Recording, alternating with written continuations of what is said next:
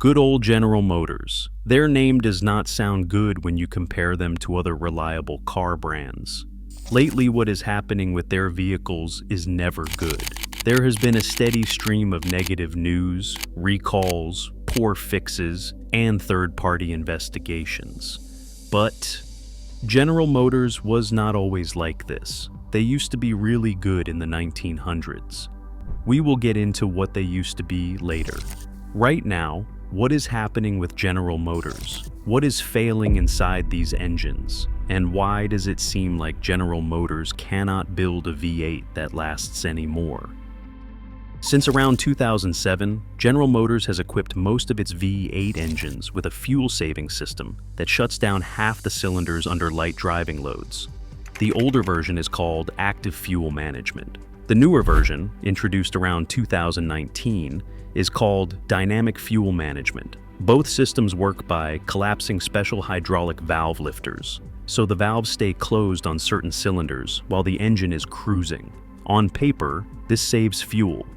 In practice, it is doing more harm than good, destroying engines at a rate that has triggered lawsuits, class action filings, and an endless stream of complaints from owners of Silverados, Sierras, Tahoes, Suburbans, Yukons, Escalades, Camaros, and Corvettes. The symptoms usually start the same way: a ticking noise under the hood, a rough idle, a check engine light with a misfire code, often on cylinder 1, 4, 6, or 7.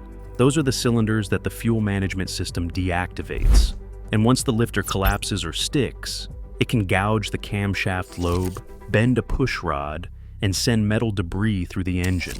This ticking sound then becomes a $5,000 to $8,000 repair bill, or worse, a full engine replacement running north of $11,000. That is a lot of money in potential damages for a design that saves less than 1% in fuel economy. But does this keep happening? We first need to look at what's happening underneath it all. Deep inside the engine, bolted to the top of the block underneath the intake manifold, there is a component called the Valve Lifter Oil Manifold. Most people have never heard of it. Even some mechanics do not think about it unless they are specifically diagnosing an active fuel management failure.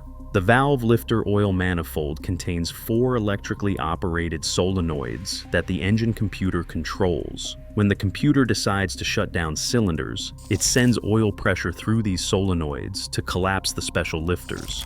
When it wants those cylinders back online, it cuts the oil flow and the lifters lock back into their normal position. This all has to happen at exactly the right moment in the camshaft rotation, specifically when the lifter is sitting on the base circle of the cam lobe.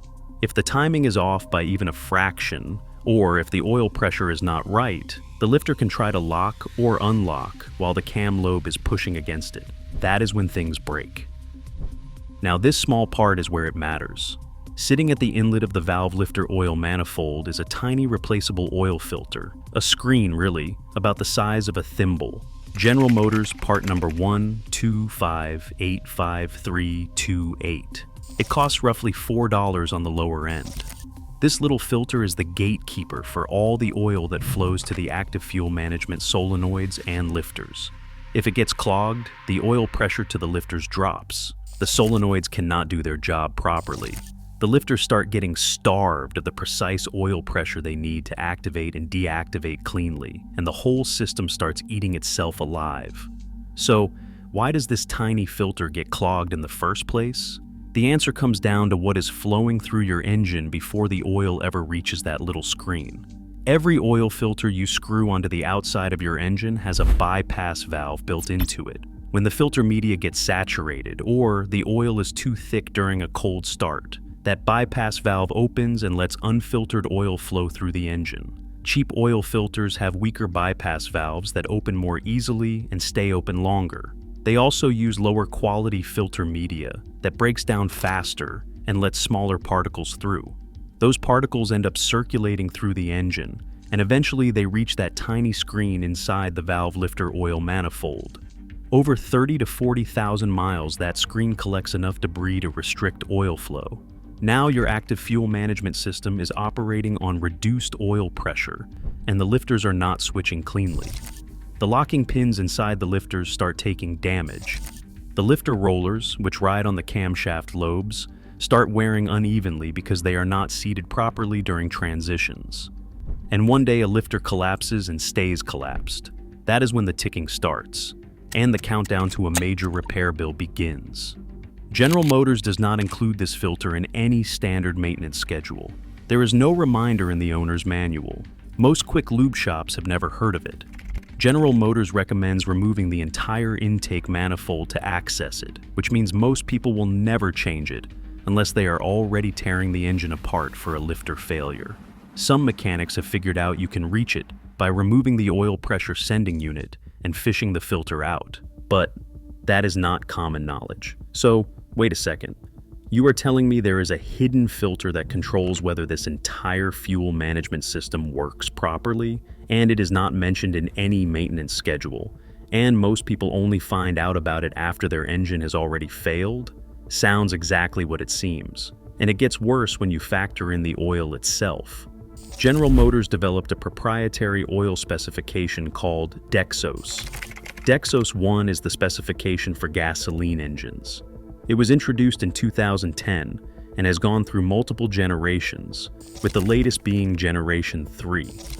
The Dexos specification exists because modern General Motors engines, particularly those with direct injection and cylinder deactivation, have very specific lubrication demands. The oil needs particular additive packages to prevent a phenomenon called low-speed pre-ignition, where the fuel-air mixture ignites at the wrong time and can destroy pistons and connecting rods. The oil also needs to maintain consistent viscosity across a wide temperature range because the active fuel management solenoids depend on precise oil pressure to function. When owners use oil that does not meet the Dexos specification, or when they stretch oil change intervals beyond what the engine actually needs, the additive packages break down. The oil loses its ability to suspend contaminants and keep them in solution. Those contaminants settle out and start clogging the Valve Lifter Oil Manifold screen. The engine computer does not know this is happening. It keeps commanding the solenoids to fire. The lifters keep trying to activate and deactivate, but now they are doing it with insufficient pressure and dirty oil. The failure builds up gradually. This happens over tens of thousands of miles, until one day a lifter sticks in the wrong position and the camshaft grinds it into scrap metal. And what about the transmission? That seems like the other half of the General Motors reliability problems right now. You are right on this. The engine is only half the story. Starting in 2015, General Motors rolled out an 8-speed automatic transmission called the 8L90 in its trucks, full-size sport utility vehicles, Camaros, and Corvettes. The smaller version is called the 8L45. These transmissions were supposed to be the answer to better fuel economy and smoother shifting. Instead, they became one of the most complained about transmissions in modern automotive history. The signature problem is a shudder that feels like you are driving over rumble strips on the highway. It typically shows up between 25 and 80 miles per hour, under light throttle when the torque converter clutch is partially engaged. Owners describe it as a vibration that runs through the whole vehicle. Some mistake it for a tire balance issue or a bad engine mount, but it is the torque converter clutch slipping and grabbing in rapid succession, creating a vibration in the 23 to 28 Hz range. General Motors spent an enormous amount of engineering resources trying to figure this out. They redesigned the torque converter seal on early models. They updated the transmission calibration software. They changed engine mounts. None of it worked consistently. What they eventually discovered was that the transmission fluid itself was the root cause in most cases. The original fluid turned out to be hygroscopic. It absorbs moisture from the air over time. As moisture accumulates in the fluid, it changes the friction characteristics of the torque converter clutch material. The coefficient of friction becomes unstable. When the clutch tries to slip at a controlled rate, the friction drops as slip increases instead of staying stable. This creates a self-reinforcing cycle of slip and grab that the driver feels as a shudder.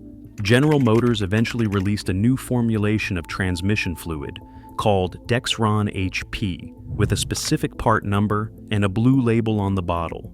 Older formulations in black bottles or gray labels use a different additive package that does not solve the problem. The fix requires a complete flush of the transmission and cooler lines, not just a drain and fill, because even a small amount of the old fluid mixed with the new can allow the shudder to return. Even after a proper flush, some owners report needing to drive up to 400 miles before the shudder fully disappears as the new fluid conditions the clutch surfaces. So, the factory put the wrong fluid in these transmissions from the start? Why? It is not quite that simple. The original fluid met all the specifications at the time. The problem was that nobody anticipated how quickly the fluid would degrade under real-world conditions, particularly the moisture absorption issue. General Motors essentially had to reformulate the fluid after hundreds of thousands of vehicles were already on the road. If the shudder goes untreated for too long, the torquey converter clutch material can become burnished. The friction surface gets polished smooth, to the point where even new fluid cannot restore proper engagement. At that point, you are looking at a torque converter replacement on top of the fluid flush. That can run anywhere from $1,500 to $3,000, depending on the shop and the vehicle. So, we have two major systems failing on modern General Motors vehicles. The engine is eating its own lifters and camshafts because of a fuel management system that depends on perfect oil conditions. And the transmission is shuddering itself apart because the factory fluid was not up to the job. This is what some people are actually doing about it. The first thing many owners try is an electronic plug-in device that claims to disable the active fuel management system. These small modules plug into the diagnostic port under the dashboard and send a signal to the engine computer to keep all cylinders firing all the time. The logic makes sense. If you never deactivate the lifters, they never have to collapse and re-engage, and that failure mode goes away. Owners who install these early, before any lifter damage has occurred, report that their engines run smoothly for hundreds of thousands of miles with no lifter issues. The fuel economy penalty is surprisingly small, often less than 1% in real-world driving. There are two important caveats. First, if the lifters are already damaged, an electronic device will not make that damage go away. The ticking, the misfire codes, and the worn cam lobes remain. You are just preventing further cycling of already compromised parts. Second, using an aftermarket electronic device may affect your factory warranty. General Motors can potentially deny a powertrain warranty claim if they detect that the fuel management system was disabled by a non-factory device. The next approach that actually addresses the root cause is a full mechanical delete. This involves replacing all the active fuel management lifters with standard non-deactivating lifters, swapping the camshaft for one without the special active fuel management lobe profiles, and reprogramming the engine computer to eliminate the fuel management commands entirely. Mechanics who perform this conversion report that the engines run indefinitely without lifter problems, just like the older General Motors V8 engines from before 2007. The downside is cost. A full mechanical delete with quality parts and proper tuning runs between $2,500 and $5,000 for parts and labor. That is a significant investment, but it is often less than the cost of a single lifter and camshaft repair using the original active fuel management components, which can fail again. On the transmission side, the most commonly tried fix is a full flush with the updated Dexron HP formulation. This works in the vast majority of cases, especially if the shudder has not been present for a long time. The key is getting a full flush, not a simple drain and fill. The transmission holds about 10 to 12 quarts of fluid, and a proper flush pushes fresh fluid through the entire system, including the torque converter and cooler lines, displacing all the old fluid. Some shops use 20 quarts or more to ensure a complete exchange. If the shudder returns after a fluid flush, which some owners report happening after 15 to 20,000 miles, the next step is typically a torque converter replacement. Some aftermarket companies offer upgraded torque converters with better clutch material and improved friction characteristics that resist the degradation issue entirely. There are also a few approaches that sound logical, but generally do not solve the problem. Adding aftermarket oil additives to the engine oil is one common suggestion. The idea is that if the lifters are sticking because of contamination, a cleaning additive will dissolve the deposits and free them up. In reality, by the time a lifter has physically collapsed or its locking pin has been damaged, no additive is going to restore it. The damage is mechanical, not chemical. Additives might help marginally as a preventative in an engine that has not yet shown symptoms, but they are not a fix for an engine that is already ticking. Another common but ineffective approach is simply changing the oil more frequently without addressing the filter or oil specification issues.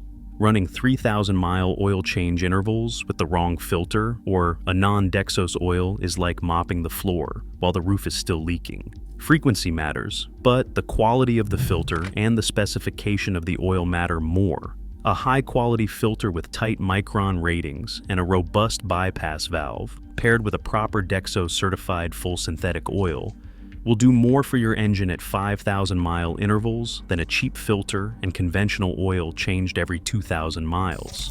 For the transmission, some owners try adding aftermarket friction modifiers or shudder fix additives to the existing fluid. Products like Lubiguard Platinum have shown some success in mild cases, particularly as a temporary measure or as an additive to the new Dexron HP fluid. However, they are not a substitute for a full flush with the correct fluid. If the clutch material is already burnished from extended shuddering, no additive will restore the friction surface. A full flush is the proper repair when the fluid itself is the problem. If you hear other drivers talking about these fixes for their GM vehicles, what can new or uninformed GM vehicle owners with a V8 and an 8-speed transmission do? Start with the engine. First, if you have no symptoms right now, no ticking, no rough idle, no misfire codes, your best move is prevention. Make sure you are using a high-quality oil filter.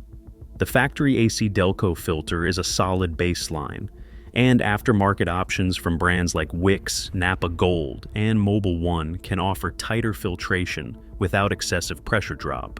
Stay away from the cheapest filters on the shelf. Second, use oil that carries the Dexos 1 certification. You can also use oils that list Generation 2 or Generation 3, but they must be the correct viscosity for your engine. Most modern General Motors V8 engines call for 0W20 or 5W30, depending on the model year. Third, consider having the Valve Lifter Oil Manifold screen checked or replaced around 50,000 miles, especially if you have any history of extended oil change intervals or non-Dexos oil use. This requires the intake manifold to be removed on most engines, so it is not a quick job, but it is cheap insurance compared to a lifter failure. Fourth, if you plan to keep the vehicle long-term, seriously consider an electronic active fuel management disabler or a full mechanical delete. The fuel savings from cylinder deactivation are negligible, often less than 1%, and the long-term risk far outweighs any benefit. For the transmission, act before you feel the problem. If you have not experienced the shudder yet, get the fluid exchanged with the updated Dexron HP formulation before 60,000 miles. Do not wait for symptoms. The fluid degrades gradually, and by the time you feel the shudder, the torque converter clutch surface may already be compromised. If you are already experiencing the shudder, get the flush done as soon as possible. The longer you drive with it, the higher the chance that the clutch material becomes burnished, and a simple fluid flush will not be enough. If you see a misfire code, especially on cylinders 1, 4, 6, or 7, do not assume it is a bad ignition coil or spark plug. Those are the cylinders controlled by the active fuel management system, and a misfire on any of them should immediately raise suspicion of a lifter issue. Get a compression test done on those cylinders. If compression is low on one of them when the engine is running, but normal when it is off, that is a strong indicator of a lifter that is stuck in the collapse position. If you hear ticking that increases with engine speed and does not go away after the engine warms up, that is another red flag. Do not drive on it. Every mile you put on an engine with a collapsed lifter is a mile where that damaged lifter is grinding against the camshaft lobe. Let's take a step back and look at the bigger picture. Nowadays, why does it feel like General Motors can no longer build a reliable vehicle? There was a time when General Motors absolutely could. To understand why so many owners feel betrayed by modern General Motors vehicles, you have to understand what General Motors used to be. It was not just a car company. For most of the 20th century, General Motors was the largest corporation on the planet. At its peak in 1962, General Motors commanded 50% of the American automobile market. 1 out of every 2 cars sold in the United States carried a General Motors badge. The way they achieved that dominance was radically different from how any car company operates today. What made old General Motors so different from today's company begins with how the company was structured. When most people think of General Motors from that era, they picture one big company that makes Chevrolets and Cadillacs. For most of the 20th century, that was not how it looked at all. General Motors was really a collection of semi-independent companies operating under a single corporate umbrella. Chevrolet, Pontiac, Oldsmobile, Buick, and Cadillac were not just different badges on the same car. They were genuinely separate divisions, each with its own engineering department, its own manufacturing plants, its own design teams, and, crucially, its own engines. This was the vision of Alfred Sloan, who became president of the corporation in 1923 and built it into the most powerful industrial enterprise in history. Sloan believed each division should operate with near total autonomy. He used the ability to produce its own engines as a test of whether a division deserved to exist. When he shut down smaller divisions like Scripps Booth and Sheridan in the early 1920s, one of his arguments was that neither division had the capability to build its own power plant. If you could not make your own engine, you were dead weight. That philosophy created something remarkable. By the mid-1960s, General Motors had 8 completely separate families of V8 engines on sale in the United States at the same time. This was not 8 variations of the same engine. These were 8 fundamentally different designs, each engineered from the ground up by a different division. Chevrolet had its legendary small block and big block families. Pontiac had its own line of V8 engines with the largest cooling system in the industry, which made them favorites in hot climates and heavy-duty applications. Oldsmobile engineered its famous Rocket 5 8 engines, known for smooth power delivery and durability. Buick developed its own unique architecture, producing a big block that weighed roughly 150 pounds, less than a Chevrolet big block of similar displacement, because Buick used thinner, more precisely cast walls. Cadillac had its own exclusive engine family that no other division was allowed to touch. This was not marketing fluff. These were genuinely different engines, with different bore spacings, different deck heights, different oiling systems, different firing orders, and almost 0 interchangeable parts between them. A Buick 350, a Chevrolet 350, an Oldsmobile 350, and a Pontiac 350 were 4 completely different engines that happened to share a displacement number. This structure was wildly expensive and hugely inefficient by modern standards. Ford and Chrysler had been sharing engine architectures across their brands since the 1950s, and nobody seemed to care. But what the General Motors system produced was internal competition at an engineering level that no other car company could match. Each division was trying to build a better engine than the division next door, and that competition, combined with the enormous resources available to each division, created engines that were over-engineered to a degree that we simply do not see anymore. What does over-engineered actually mean in this context? Because that word gets thrown around a lot. It means these engines were built with margins of safety and durability that far exceeded what was strictly necessary.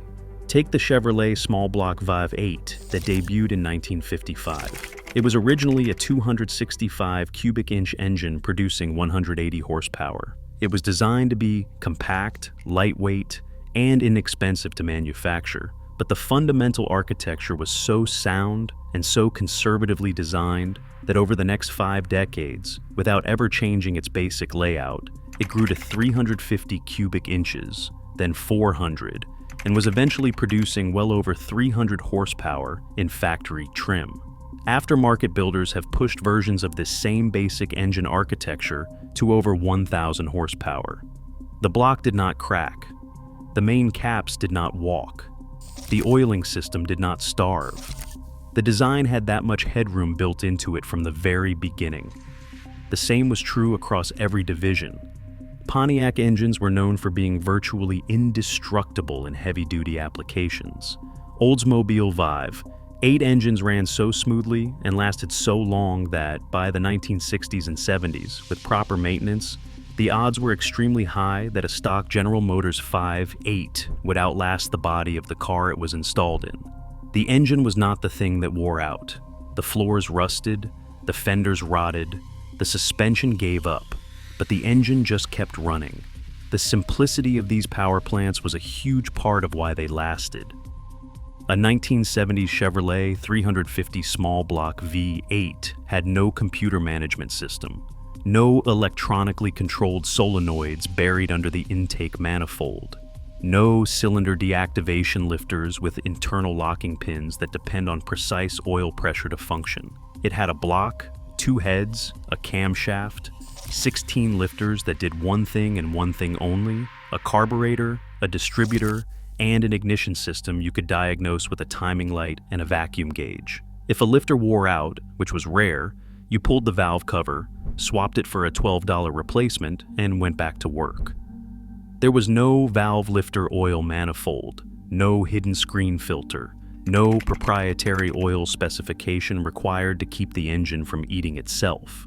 The engine asked almost nothing of you except oil changes and the occasional tune-up, and in return, it would run for 300,000 miles without complaint.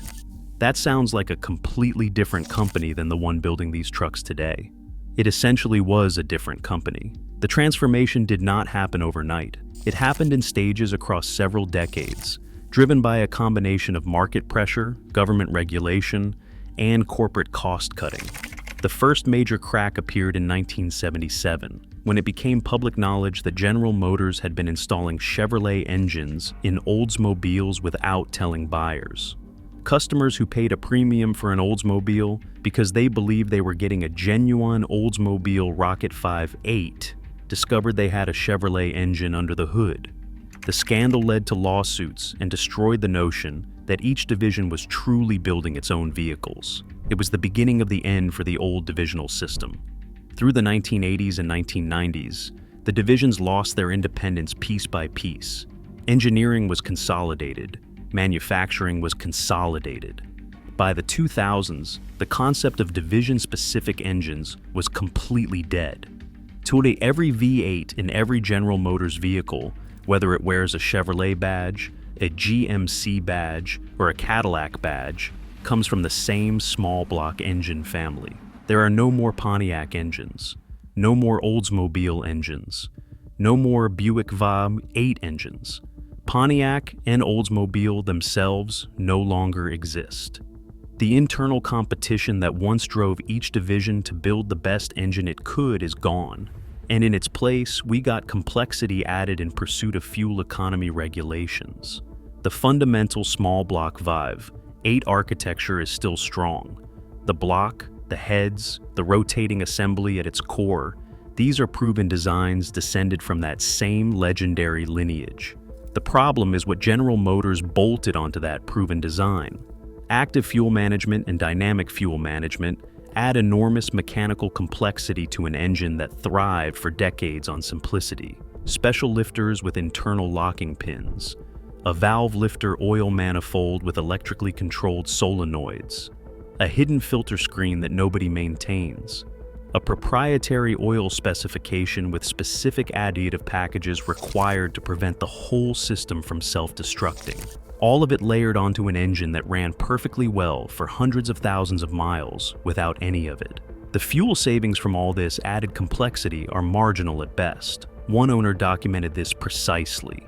Over 290,000 miles with the fuel management system active, the total fuel savings amounted to roughly 140 gallons of gasoline, which works out to about $490 in fuel savings.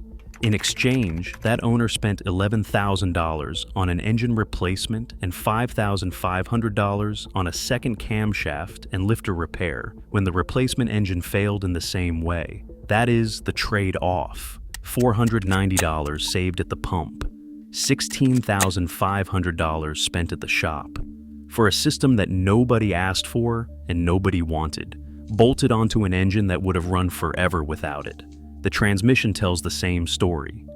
The 8-speed automatic is mechanically capable. It shifts smoothly when everything is working, and the gear ratios are well spaced.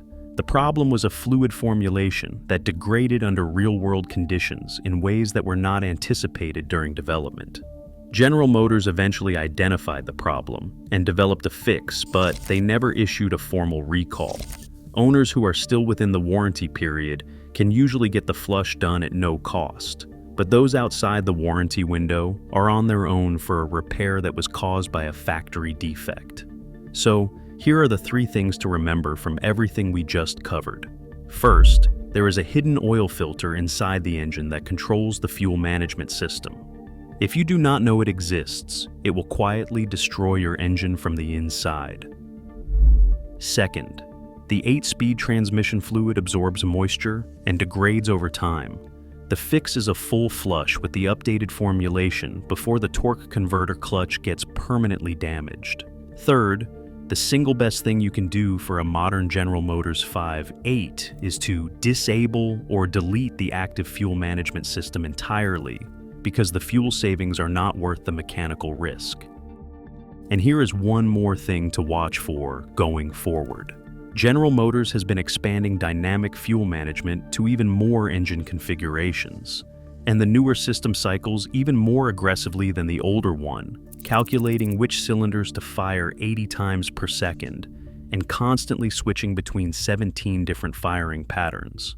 That means the lifters are activating and deactivating thousands of times during every drive. If the older system with fewer transitions was already causing widespread failures, the newer system that cycles far more frequently could accelerate those failures even further. Keep your oil clean, keep your filters fresh, and keep a very close eye on that engine for the first sign of trouble, because the moment you hear that tick, the clock is already running. If you own a General Motors vehicle and have deep knowledge of maintenance and vehicle care, please share your thoughts and experience in the comments below.